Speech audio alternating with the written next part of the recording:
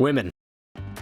They're pretty great, aren't they? Without women, what would men do? Who would we follow at night? Who would be nurses? Who would men objectify? Who would objectify themselves? Truly, without women, men would have little reason.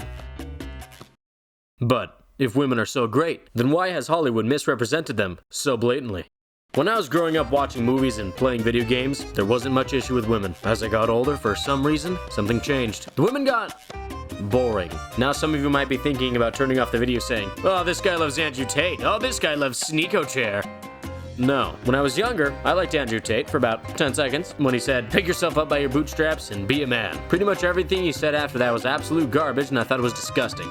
But if Andrew Tate is so revolting, why did he get so popular? His audience mainly being younger men, clearly he had something they wanted, and I think a big part of it has to do with the media that we consume. Now, the issue probably started earlier, but for me, I can remember it very clearly. It's December, in the year 2015, the year before the tragedy.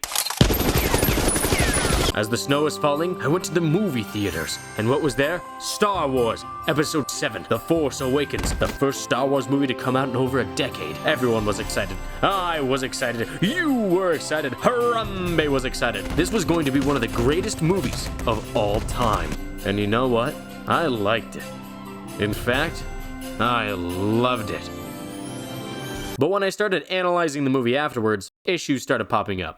Mainly with the protagonist of Rey.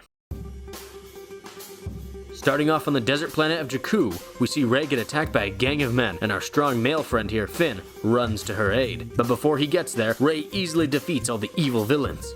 Alright, so far not a problem. She's lived by herself for like, what, 20 years? Obviously, she's had to learn to defend herself. I don't have a problem with this. But all of a sudden, our new friend group is attacked by TIE fighters, and they have to make a run for it. But that's when they come across the legendary Millennium Falcon. Immediately jumping in, they begin to pilot it. Finn, with his military training, mans the guns, and Rey, with no training at all, having never been on a ship, manages to get it off the ground. But hold on. Not only does she manage to get it off the ground, she at the same time manages to outmaneuver and then outgun First Order forces, who have been training for literally their entire lives. They were enslaved as children. Alright, well, beginner's luck. A little later in the movie, Han Solo comes aboard.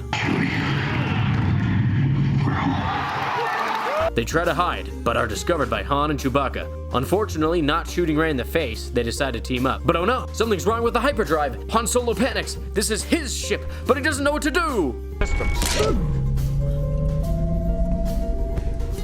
What'd you do? I bypassed the compressor.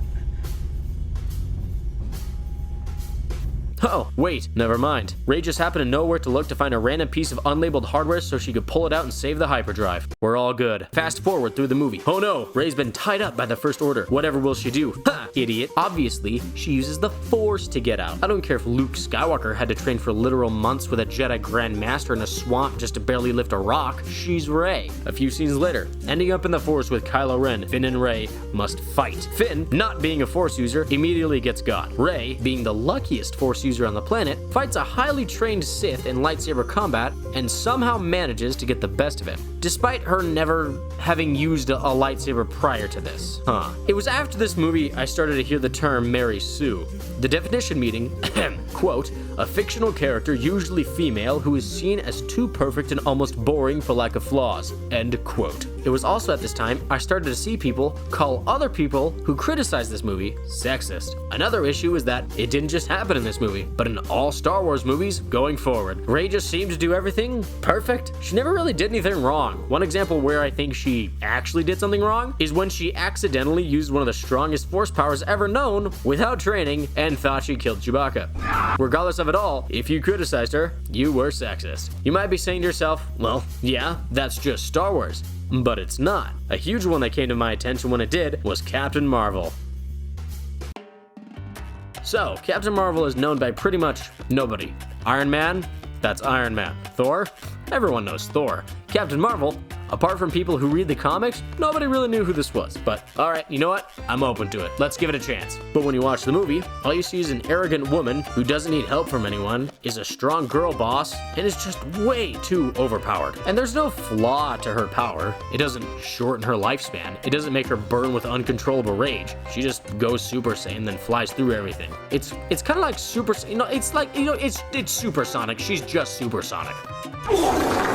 But when people complain about the fact that she can just kill everything because she can, you're a sexist. If we do this, how do we know it's going to end any differently than it did before? Because before you didn't have me.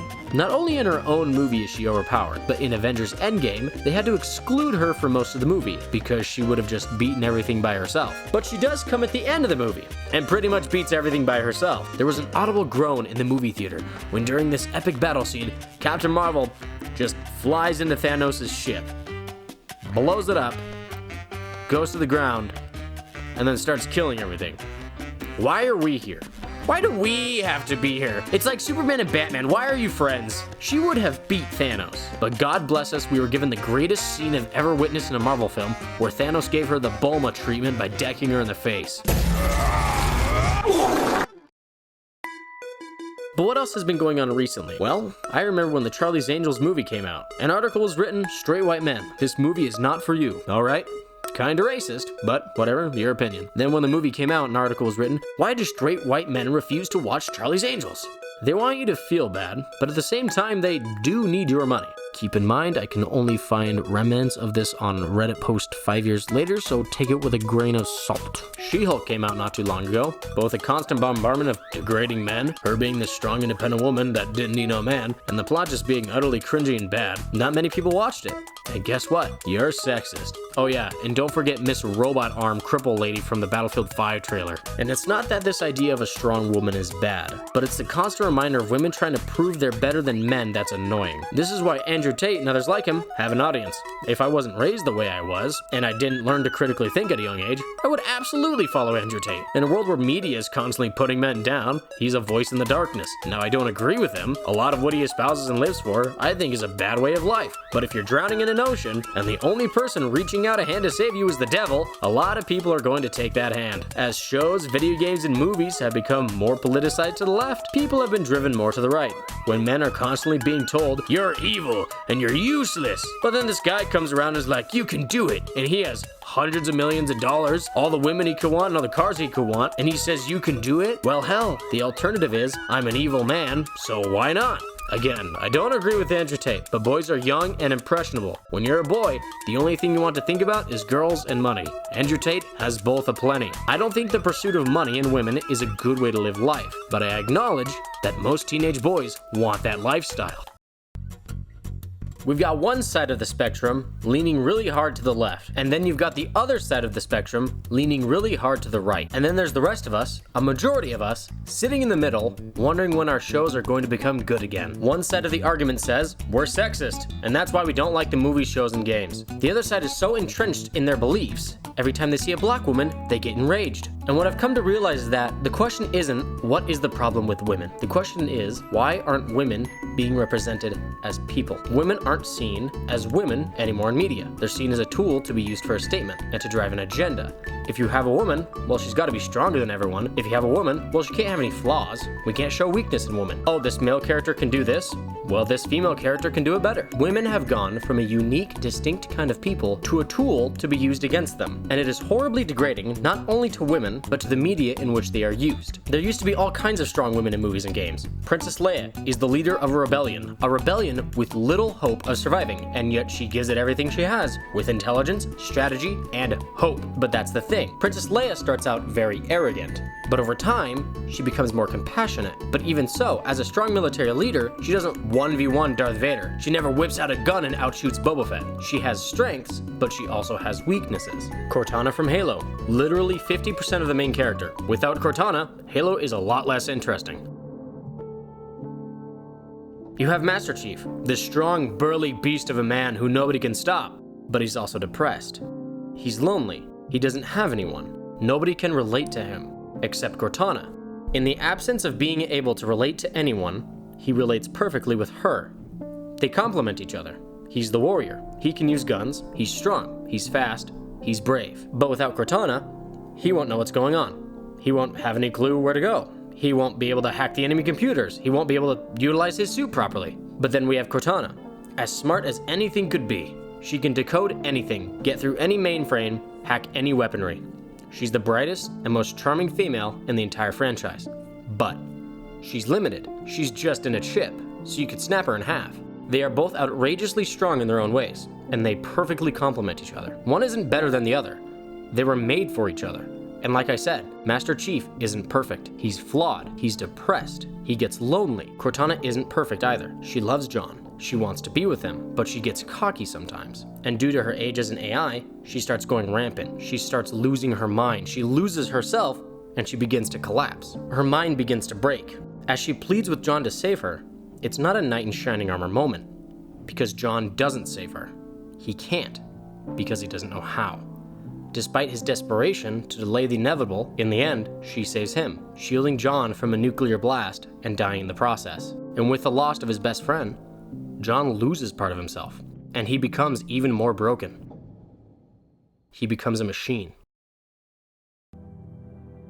Now, they kind of ruin it in the next game, but we don't talk about that. If you're gonna play Halo, just play to Halo 4, then stop. You can play Halo Infinite, but I won't hear any slander about Halo 4. Women can be, and have been, some of the greatest characters I have seen in media.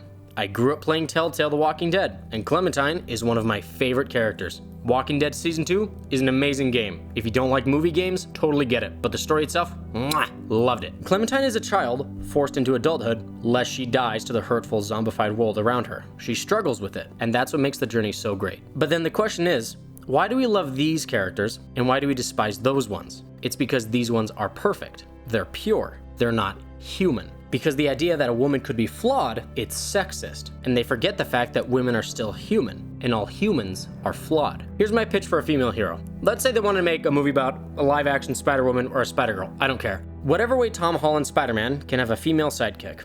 First things first, she needs to be bad at what she does.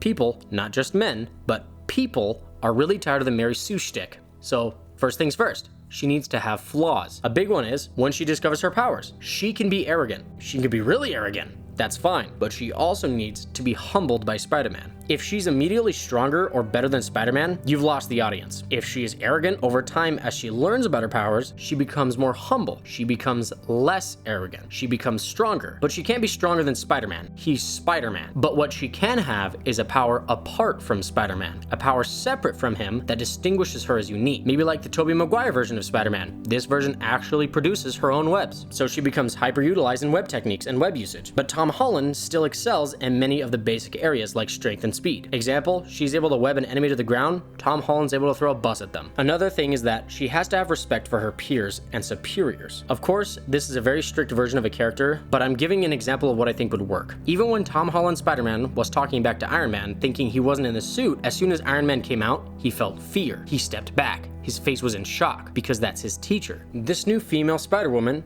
who needs to be more humble and humane, not only with civilians, but with the heroes she works with. This ability to recognize peers as equals seems to have been lost in current media. See Thor: Love and Thunder, Captain Marvel, etc. Another very important thing is that she has to be attractive. You are appealing to a male audience. Of course, there are women who love Marvel movies. There are also women who love Halo. There are also women who love hunting. But at the same time, there are men who love makeup. I rarely see advertisements for men and makeup. And that's fine, because you're not selling to men. You're mostly selling to women. In Marvel, you're mainly selling to men. If you have a political agenda you need to push, God bless you, put it out there. If people want it, they'll pay for it. But there's a reason Concord failed. If you want to put an unattractive woman in the hero spot, okay, it will be reflected in your quarterly reports, because you're selling to men. Now, I'm not saying the new Spider-Woman has to be wearing a bikini and thong, but in the Deadpool and Wolverine movie, there's a female Deadpool, and she's hot, she's very attractive, and there's this stigma that men objectify women in the media. And of course, some men have objectified women.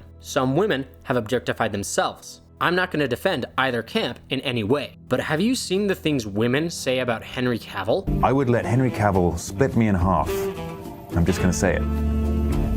Thanks for saying it. Even worse, have you seen the things men say about Henry Cavill? The dude's the definition of Giga Chad. He's hot, he's ripped, he has all the money in the world, and he's a nerd. He's perfect. Some men and women objectify other men and women, but wanting someone to be attractive is far from objectification. It's been an issue that media appeals to this small minority of women that see other women in media and their perceived beauty as artificial and unachievable. And I'll tell you now, when a fat guy sees Thor take his shirt off, he's not thinking about how it's unfair. He's getting pumped, thinking that he needs to go to the gym. And obviously, not all women do this, but the women that that do this, they are the loudest. And so people in positions of power have perceived this loud minority as the majority of their clientele, and so are turning their creations in that direction, expecting everyone else to follow suit. Meanwhile, the rest of us just want to look at good-looking people. They thought they knew what they were doing during the creation of Concord. They said, bunch of talentless freaks. and that if we didn't want it, we shouldn't buy it. They got what they wanted. Nobody bought it. And that's the worst thing. I don't even think women want to look at unattractive women. We watch movies and play games to escape reality. You watch and play for unrealistic standards. You watch it for Superman and Wonder Woman. These two people have superpowers and are attractive beyond belief. If I wanted to realize the reality I was in, I would go stand in Walmart, look around at everyone, and realize there's a shocking amount of scooters riding around. If you put all these things together,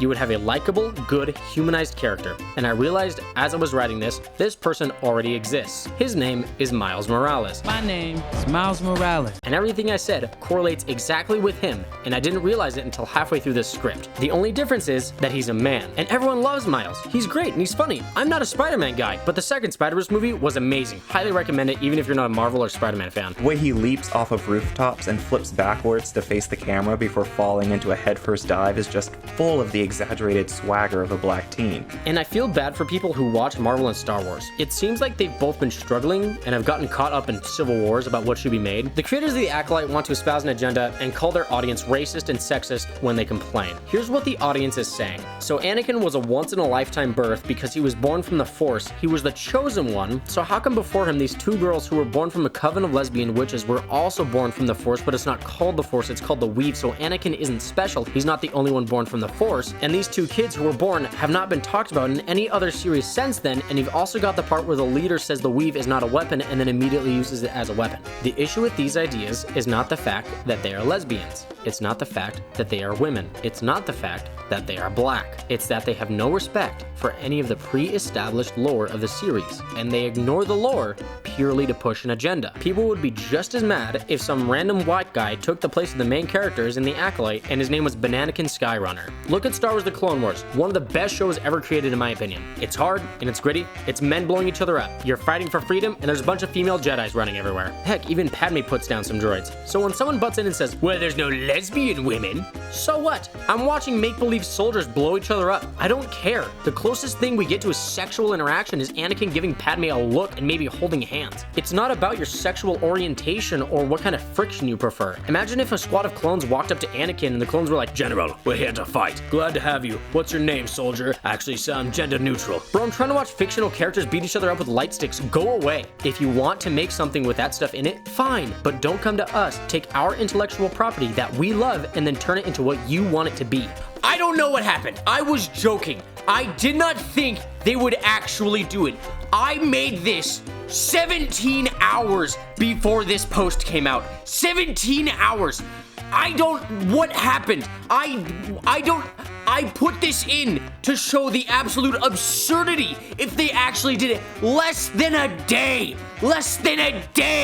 What happened? I think this is my fault somehow. I think they listened to me and were like, you know what? That's kind of a good idea. I am so pissed. They made a trans clone trooper. Listen, I don't watch Star Wars anymore. It's in my past. I kind of fell out of love with it. But this is so outrageously dumb. I don't know what happened. They made a trans clone trooper the same 24-hour span. I said, wouldn't it be stupid if they inserted something so outrageous that they interfered with the clone troopers? How bad do they want it? They just keep kicking it down the road. I don't get it. Okay, back to the video. I'm sorry, I'm ranting. God help Warhammer 40k and that whole situation. Henry Cavill is a trooper and I applaud him for what he's doing. Not because I dislike women, but because inclusive, needy people are taking something that is not theirs and co-opting it for their agenda. It's for the same reason I don't want the God King Emperor in the show to walk up and say, time to make Terra great again, and pump his fist in the air. Hey, I just wanted to interject. I found this and it's pretty great. I don't know why it exists or who these people made it. I don't know why this exists, but I wanted to share it. Just, you know, there you go. Now you have forbidden knowledge unlocked. Also, just FYI, for any of you not into 40K, there's a branch of the military called the Sisters of Battle, which are some of the strongest warriors in the galaxy without even needing Space Marine armor. And there's also the Sisters of Silence, which are comparable to Custodians. Custodians being the soldiers that Amazon wants to turn female. It's not the fact that there's women, but they feel like they need to prove that women are just as good as, if not better than, a man. So rather than use these super powerful lore-established females, they need to prove that women can do anything a man can do, regardless of what gets destroyed in the process. I feel we are in a very strange place right now when it comes to movies and games. I feel like we're at the cusp of something, like we're at the end of an era. Concord was one of the most expensive DEI-pushing propaganda pieces ever to be put out, and it died like a dog. Black Myth Wukong has sold over 20 million copies since I made this video. Wukong has sold 20 times the amount of copies that Concord made in dollars, which they refunded. The Acolyte is dead and canceled, because they burned the past so they could light the path to their future. Meanwhile, while they're still saying that men hate women, Stellar Blade, a game that was said to be sexist, has sold over 1 million copies. The 40K show might be canceled, while the game is thriving. The same IP, but a completely different audience response. Luca! Bueno? Piñu! Bueno? Piñu! Bueno?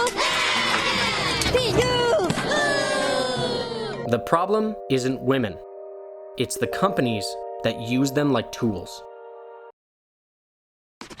Anyway, I want to say thank you for watching and thank you for your time. I wanted to share my experience growing up with this kind of media. There's so much hate in the world from whatever side of the aisle you're on, and the rest of us just want to agree to disagree. We just want to watch good things. We want to play good games, but there always has to be a political reason for something to be made, and I think we're finally hitting a shift where we might not have to deal with that anymore. But thank you for watching. If you didn't like my opinions, thank you for watching anyway. I would love to hear what you have to say in the comments. Attack me, berate me, do whatever you need to do. I'm open for all criticism. At the end of the day, I could be wrong. I'm not saying I'm right about everything. I've looked at the evidence and I give my opinions based on that evidence, but I'm always open for criticism and other points of view. Thank you all very much for watching, and don't do drugs.